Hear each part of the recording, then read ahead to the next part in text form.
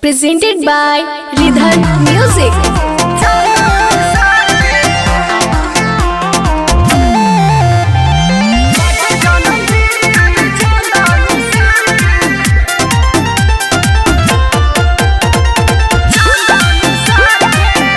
Bholenath recording studio बानावर बिशनगंज।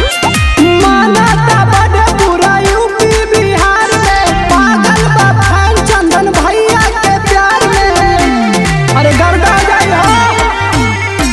मानता बड़े पूरा यूपी बिहार में पागल बा फैन चंदन भैया के प्यार में।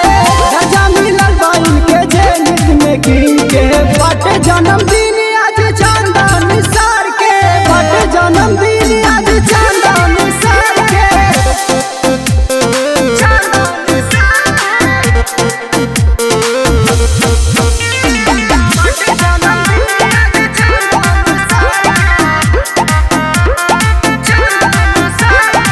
बारह जनवरी लगे त्योहार हो, खुशी मनावे पूरा जैनिक के परिवार हो।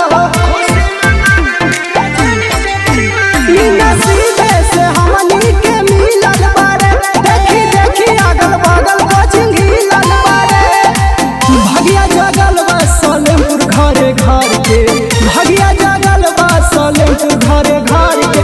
बाटे जन्मदिन आज चांदन सार के, बाटे जन्मदिन आज चांदन सार के।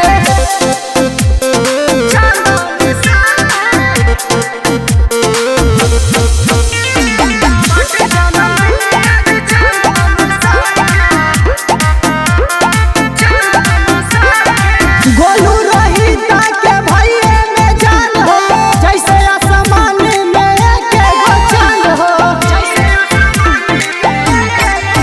हमरा भैया के दुश्मन ले जारत रहे, देखी देखी खुशी कर मारत रहे। गुंजन साथी से आई है सूट बूट पहिर के, गुंजन साथी से आई है सूट बूट पहिर के। बाटे जन्मदिन आज चांदन सार के, बाटे जन्मदिन आज चांदन सार के। भोलेनाथ रिकॉर्डिंग स्टूडियो बानावर बिशनगंज।